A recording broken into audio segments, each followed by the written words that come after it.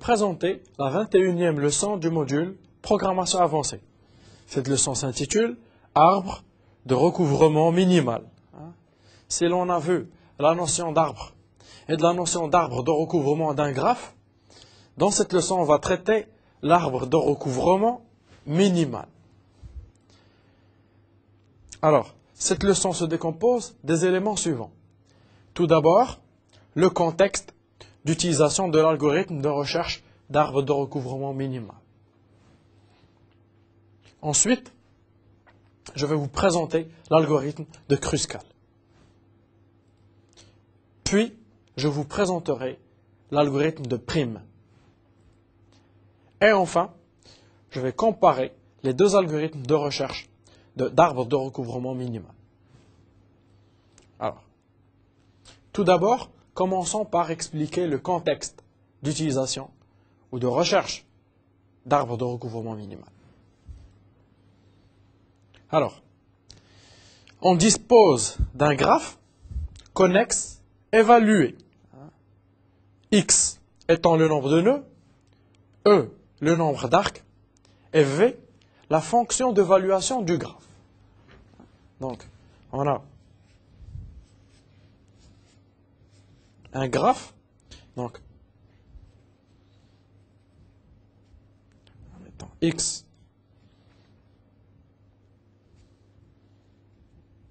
voilà, et puis, on va avoir des arêtes, ok, donc E, 1, 2, 1, 3, 1, 4,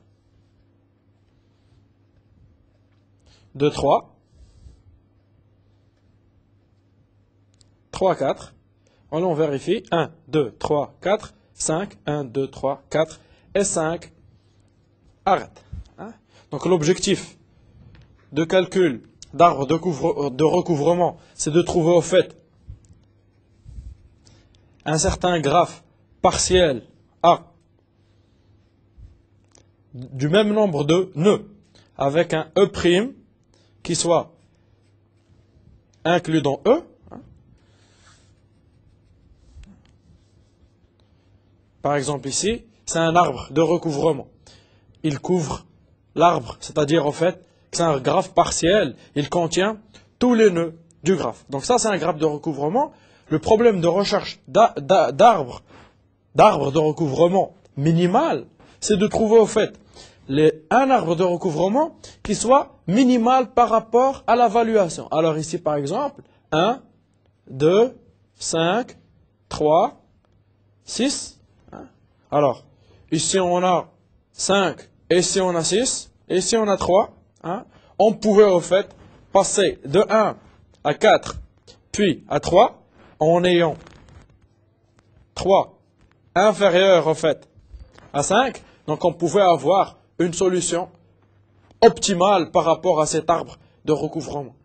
Donc rechercher un arbre de recouvrement, c'est trouver un graphe partiel qui couvre en fait tous les nœuds de notre graphe, mais un arbre de recouvrement minimal, c'est l'arbre qui au fait couvre notre graphe et en plus donne la somme des valeurs de E appartenant à E' et au fait le minimum des sommes que l'on peut avoir, E appartenant à tous les arbres minimums, à VE. Donc, c'est un arbre qui couvre et qui minimise au fait le coût. Donc, revenons à nos explications formelles. Donc, on dispose d'un graphe avec des nœuds, des arêtes et une fonction d'évaluation.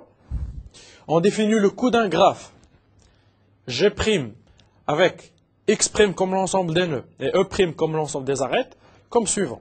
La valuation du graphe G', c'est la somme des valuations PQ, PQ étant les arêtes de E', donc on va sommer en fait le coût de chaque arête. Donc ça c'est la valeur du graphe G'. Donc le problème en fait de recherche d'arbre de recouvrement minimal, ou ARCM pour abréger, hein, c'est le problème en fait de déterminer un graphe partiel A de G qui soit un arbre recouvrant, hein, dit couvrant, ou un arbre de recouvrement également, hein, donc qui soit déjà un arbre recouvrant G de coût minimal, hein, c'est-à-dire que V de A c'est égal, donc la valuation de tout l'arbre, hein, c'est le minimum d'évaluation en fait de tous les arbres possibles de recouvrement de G. C'est ce que l'on a mis ici. Donc ici, c'est la valuation en fait de A. Et ça, c'est la valuation de A', quel que soit A'. Alors, on va donner quelques exemples d'application de l'algorithme de recouvrement minimal. Alors, hein, en conception de réseau électrique, hein, ou de circuits intégrés, connectant n sites. Alors, pour un réseau électrique, on a n sites. Hein, mettons n sites. OK. Bon, géographiquement localisé, et on a à faire, en fait, des fils entre ces sites-là, hein, pour l'électricité. Hein. Donc, en fait, réseau électrique. Hein. Alors, ceci peut être un réseau électrique comme il peut être en fait un circuit intégré. Hein. Où là, en fait, c'est des puces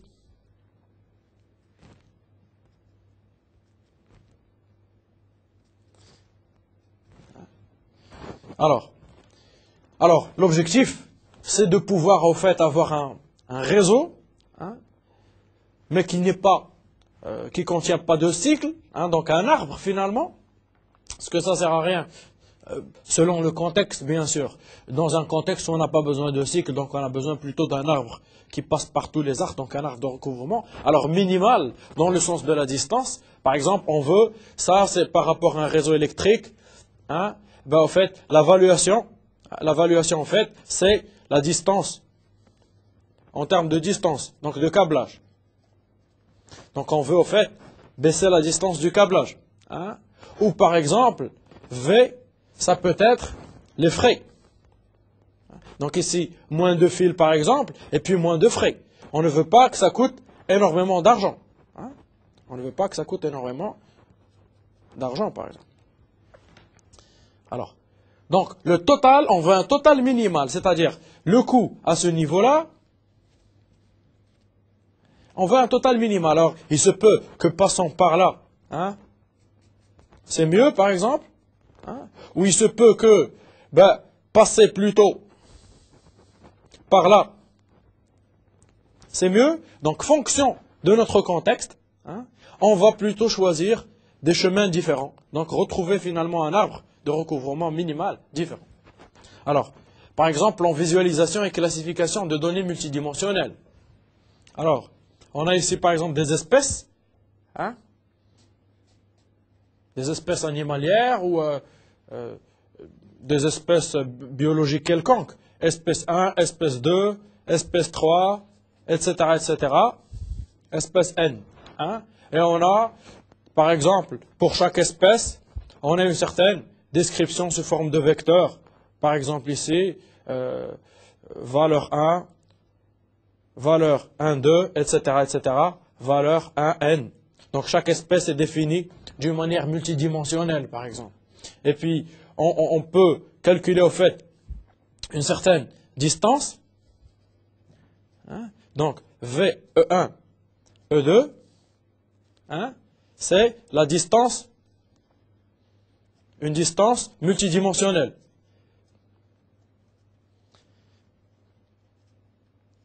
Multidimensionnelle dans l'espace, hein, et VI. V1, V2, V3, etc., etc. Donc en fait, on aura un graphe au fait complet avec toutes les distances possibles. OK? Etc., etc. Et donc, l'idée ici, c'est de dire, là on calcule des distances, par exemple ici, D1,2, D2i, etc., D1i, D3i, etc. Et puis, si on veut rechercher un arbre de recouvrement minimum, au fait, ça revient à chercher au fait les espèces les plus proches. Hein? Donc, par exemple, si, mettons que ça,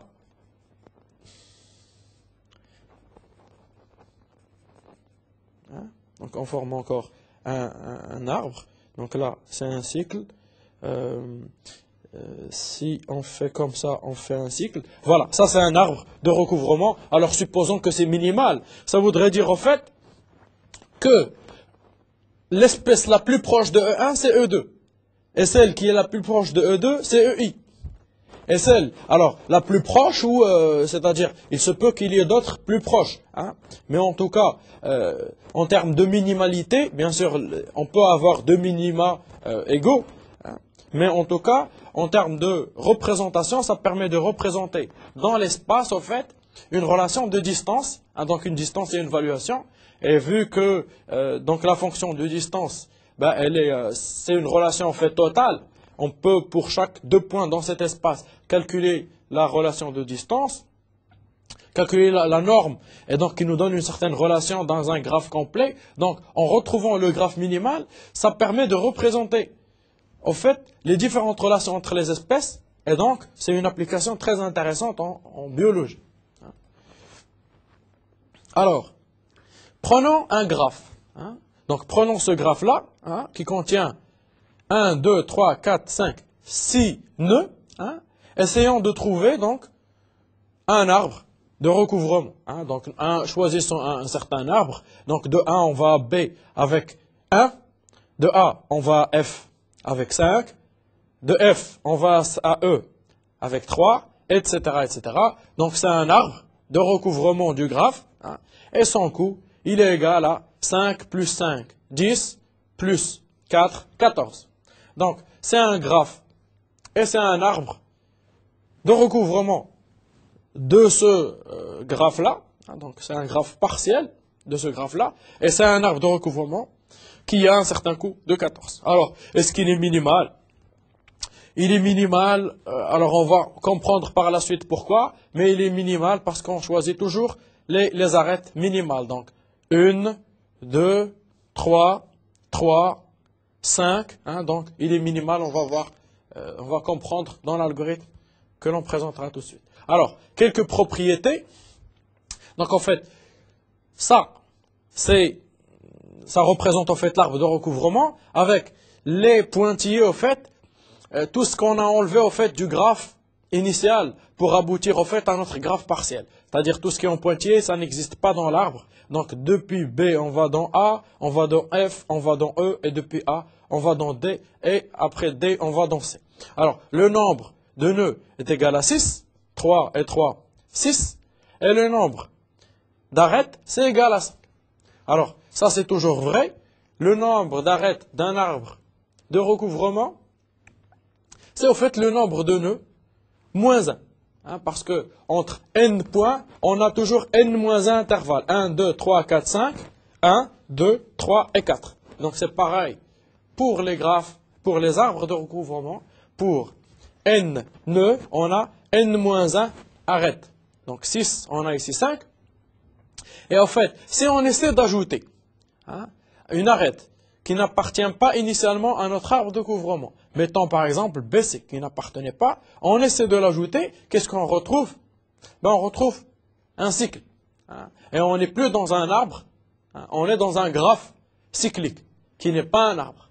Donc à chaque fois qu'on veut ajouter au fait une arête supplémentaire, on tombe dans un cycle. Si on ajoute FB, on aura un cycle ici. Si on ajoute ED, on aura un cycle ici. Si on ajoute AE, on aura un cycle, etc., etc. Donc à chaque fois qu'on ajoute une arête qui n'appartenait pas à l'arbre de recouvrement initial, on devient dans un arbre cyclique. Alors, donc, notre graphe possède donc n nœuds. Notre arbre de recouvrement, comme on a expliqué, il possède n-1 arêtes. Alors, si l'on prend une arête qui n'appartient pas à E', hein, donc qui appartient à la différence entre E et E'.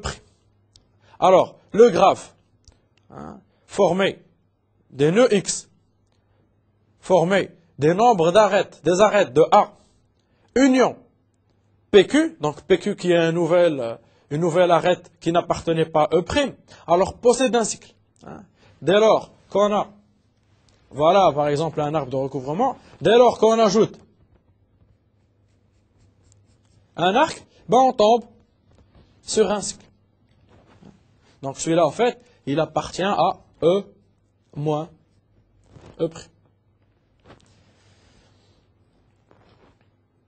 Alors, le problème de l'arbre de recouvrement minimal est un problème d'optimisation. Alors, un problème d'optimisation, c'est un problème qui ne cherche pas seulement une solution à un problème, mais en fait, il cherche la meilleure solution à ce problème. Donc, c'est un problème d'optimisation parce qu'on cherche la meilleure solution à notre problème de valuation d'arbre de recouvrement. Donc, notre meilleure solution, c'est celle qui minimise, en fait, la valuation de l'arbre. Donc, c'est l'arbre de recouvrement minimal. Donc, le minimum, le meilleur arbre de recouvrement selon donc, la minimalité, au fait, de la valuation. Donc, c'est un problème d'optimisation. Et donc, si c'est un problème d'optimisation, c'est-à-dire qu'il admet des solutions de type algorithme à vide, hein, backtracking, branch and bound, etc. Alors, nous allons traiter ces différents algorithmes pour résoudre des problèmes d'optimisation en leçon 22 jusqu'à la leçon 25. Donc, déjà, on a une idée, c'est un algorithme d'optimisation, donc on peut appliquer ce genre d'algorithme. Alors, commençons par présenter l'algorithme Kruskal, qui est un algorithme de recherche d'arbres de recouvrement minimal. Alors, posons l'algorithme générique de Kruskal. Alors, comme première étape de Kruskal, on va trier les arêtes du graphe dans l'ordre croissant d'évaluation. Hein? Donc, on a notre graphe qui est évalué. Qu'est-ce qu'on va faire? On va prendre toutes les arêtes de notre graphe et on va les trier. Alors, on a vu les algorithmes de tri. On va préférer d'utiliser un algorithme de tri, donc avancé de n log de n. Hein, à savoir par partition-fusion, tri par partition-fusion, tri rapide, hein, par exemple. Ou bien tri par le temps, si vous voulez. Alors, la deuxième partie, après avoir trié nos arêtes, c'est partir d'un arbre sans arête. C'est-à-dire, au départ, on va dire, notre arbre initial, il est l'ensemble vide. Et puis, à chaque itération, ajouter l'arête de plus petit poids sans créer de cycle. Première étape, on a nos arêtes triées dans l'ordre croissant de leur valuation. Hein, on trie. Deuxième partie, on va commencer par un arbre vide sans nœud. Okay. Troisième partie, on va ajouter à chaque itération, hein, on va piocher à chaque itération, une arête et l'ajouter au fait à notre arbre. Donc, on avait un arbre initialement vide. Hein. On a trié dans l'ordre croissant d'évaluation nos arêtes, etc. Ok? Et on commence par un arbre vide. À chaque itération, ben on va prendre, hein, donc, hein, et on ajoute le deuxième, etc., etc., de telle sorte à ne pas créer de cycle. Bien sûr, les arêtes n'ont rien à voir les uns avec les autres. Leur seule relation, c'est qu'ils sont triés dans l'ordre croissant d'évaluation. C'est-à-dire qu'ils ne sont, qu'on ne forme pas forcément toujours du connexe, mais on est sûr de former du connexe parce que de toute façon, notre arbre, en fait, il ne va se terminer que quand on traite toutes les arêtes. Donc forcément, en fait, on va avoir tout ce qui manque. Alors, donc à chaque itération, on aurait ajouté l'arête du plus petit poids, parce qu'on va choisir toujours la minimale, sans créer son cycle. Donc, illustrant notre algorithme de Kruskal sur un exemple. Donc, soit un exemple assez complexe, hein, donc contenant 7 nœuds. Hein, donc d'évaluation, voilà, par exemple, entre 1 et 2 on a 4, entre 2 et 4 on a 6, entre 4 et 7 on a 7, etc. Et on veut couvrir cet arbre par un arbre de recouvrement, hein, alors qu'il soit minimal. Alors Kruskal, tout d'abord, qu'est-ce qu'il fait? Il va trier nos arêtes selon l'ordre croissant d'évaluation. Donc ça va de 1 qui est 2 jusqu'à 5, hein, ou bien 1 jusqu'à 5. Okay. Donc là, en fait, on ne se préoccupe pas de qui doit être avant qui. Il se peut que ça soit 1, 5, puis 2, 5. Là, c'est trié dans un certain ordre. Hein. Bon, qui conserve, en fait, le minimum d'un côté, le maximum d'un autre. Mais c'est optionnel. Enfin, je veux dire que placer 2, 5 avant 1, 5 ou 1, 5 avant 2, 5, Kruskal ne va pas jusqu'à ces détails. Alors, c'est un algorithme glouton. Alors, qu'est-ce qu'il fait? Ben, il va ajouter. Il commence par un arbre vide et il ajoute les arêtes. Donc, on ajoute de 5, voilà. Tant qu'on ne crée pas de cycle, on avance jusqu'à ce qu'on ait terminé tous les arêtes. Hein? Et puis, 1, 5, voilà, on ne crée pas de cycle, on l'ajoute. 3, 6, hein?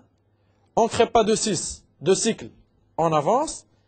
On l'ajoute à l'arbre de recouvrement. 4, 5. Alors 4, 5, on ne crée pas de cycle. On l'ajoute à l'arbre de recouvrement. 1, 3. Hein? On ne crée pas de cycle. On l'ajoute à l'arbre de recouvrement. 5, 6. Alors là, si on l'ajoute, on aurait un cycle ici. Entre 1, 5, 6, 3, 1. Donc là, il y aura un cycle. Donc on l'ajoute. On se rend compte en fait que les extrémités 5 et 6 appartiennent déjà au graphe. Donc ça fait un cycle. Hein? Si les deux extrémités d'un arc qu'on va ajouter appartiennent déjà au graphe, ce que l'on peut tester d'une manière constante, par exemple, par un tableau qui stocke pour chaque nœud s'il existe ou pas, donc accès à un tableau en coût constant, on peut tester que 5 existe et que 6 existe. Donc là, ça ne marche pas, on ne doit pas l'ajouter à l'arbre de recouvrement, on annule le fait qu'on l'ait ajouté, hein, et donc on le remarque comme visité, mais non ajouté. Donc on le met en blanc. Alors, 1, 2. Donc, 1, 2, si on l'ajoute, on crée encore une fois un cycle. 1, 2, 5, 1. Donc, c'est en vert. En fait, les deux extrémités de l'arête appartiennent à notre graphe. Donc, on forme un cycle. Donc, on doit l'annuler. Hein, on ne l'ajoute pas à notre arbre. Alors, 3, 5. Si on l'ajoute, ben on crée un cycle. 1, 3, 5, 1. Hein, 1, 3, 5, 1, un cycle. Donc un arbre ne peut pas contenir un cycle, on doit l'annuler, etc., etc. Donc 4, 6, 4, 6. Si l'on l'ajoute, ben on aurait un cycle qui est 1, 5, 4, 6, 3, 1. Hein? Donc ça forme un cycle, on doit l'annuler et on continue. De 4, ça forme un cycle, on annule.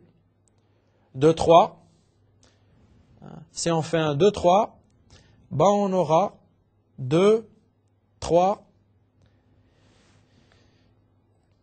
Ça forme également un cycle avec 2, 3, 1, 5 et 2. Donc ça fait effectivement un cycle. On doit l'annuler. 4, 7. Si on ajoute 4, 7, ça ne crée pas de cycle. Et si on ajoute 6, 7, ça crée un cycle. Hein, le voilà.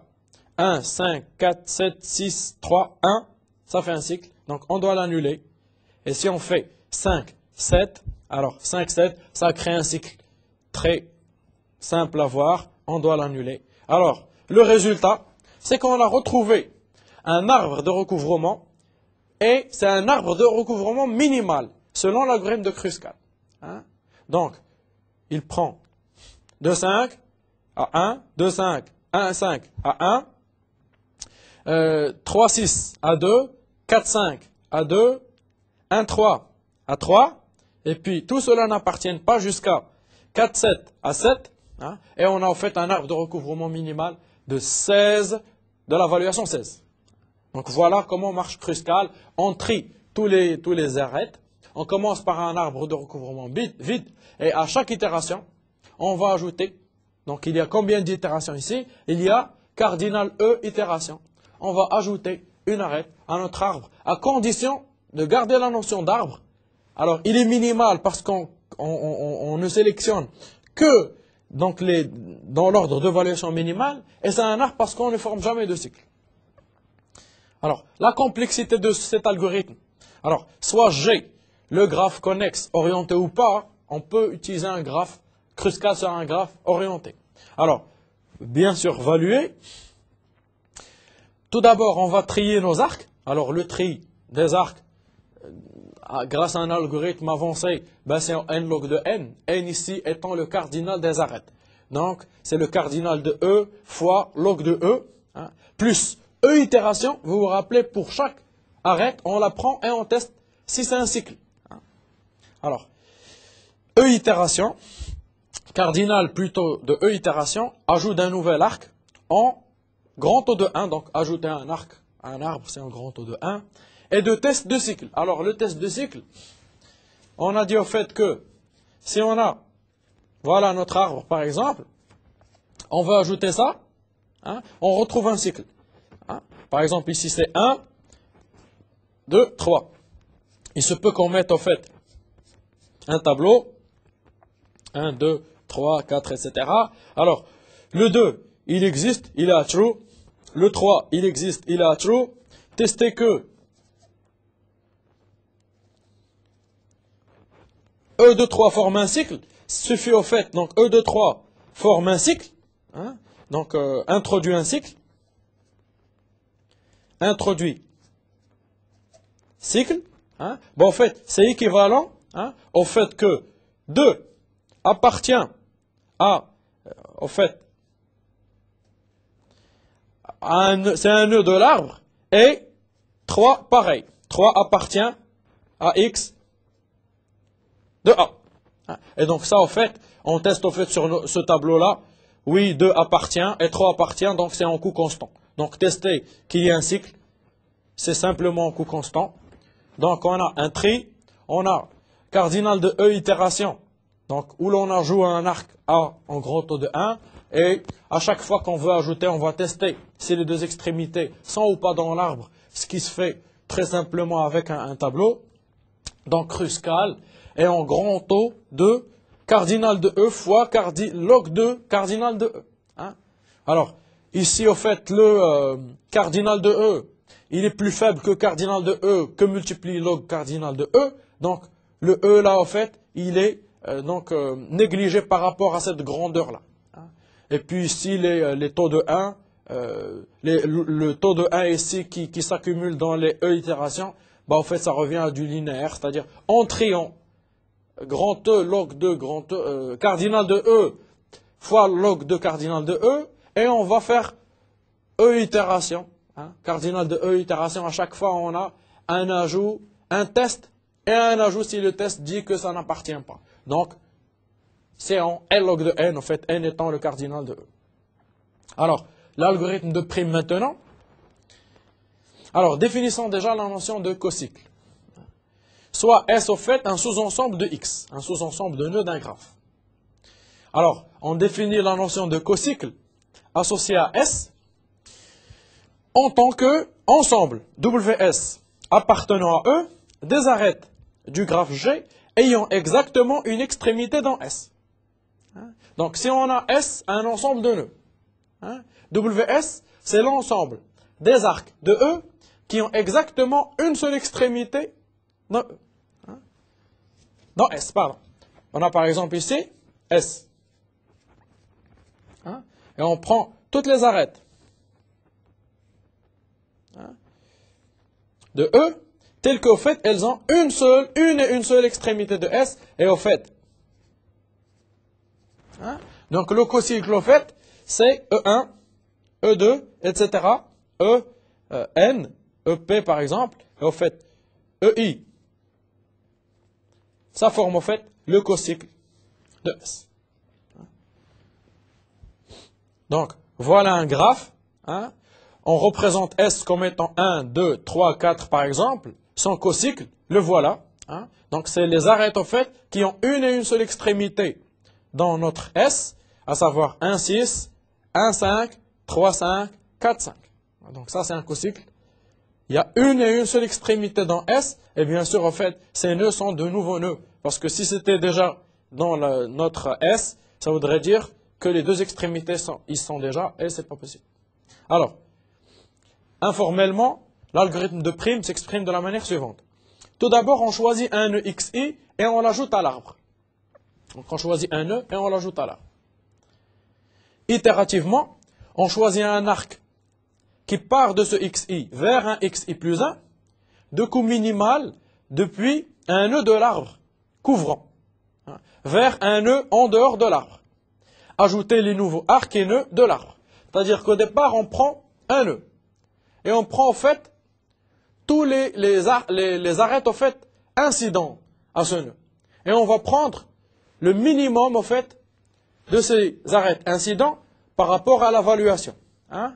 Et on va ajouter cette nouvelle arête, en fait, à notre arbre. C'est-à-dire qu'en fait, on commence par un seul, on prend tous les arcs incidents, on regarde, en fait, celui qui minimise V, hein, E1, E2, par exemple, X1, X2, X3, etc., E1 jusqu'à EP, et on prend celui qui minimise, on le prend, on l'ajoute à notre arbre. Alors, 3, on s'arrête si tous les nœuds sont inclus dans l'arbre. On va continuer itérativement jusqu'à s'arrêter. Alors, voilà un graphe. Hein, on commence avec celui-là. Hein, on a 4, 4, 3, 3. On prend un minimal, donc soit celui-là, soit celui-là. On prend celui-là. Voilà un nouvel arbre. Donc, on prend parmi, au fait, le cocycle de nos éléments. Donc, voilà celui-là. Puis, on a ici 2. 2. Hein, on prend un des deux. Celui-là, on l'ajoute à S. Donc là, en fait, on ne peut pas prendre celui-là parce qu'il n'appartient pas au cocycle. Donc, il va nous détruire notre arbre, donc qui est son cycle. On a soit 3, hein, ou bien 2, ou bien 2, ou bien 4, ou bien 4. Donc, on va choisir ce 2-là parce qu'il minimise. Hein. On a ici 2, ou bien 4. On va choisir 2. Et au fait, là, on a un arbre de recouvrement, hein, et il est minimal. Donc, la somme d'évaluation est égale à 12. Donc, il est minimal parce que c'est le résultat de prime. Alors, formellement, on commence au fait par un arbre vide et on dit au fait que les sommets, au fait, c'est un certain nœud. Et pour, au fait, tous les éléments, pour tous les nœuds, au fait, qu'est-ce que l'on fait? On va voir s'il y a une arête qui minimise, au fait, l'évaluation et qui appartient au cocycle. Donc, on va prendre pour chaque élément E appartenant, au fait, au cocycle de XI, hein, on va prendre celui qui minimise, comme on a vu, donc l'évaluation.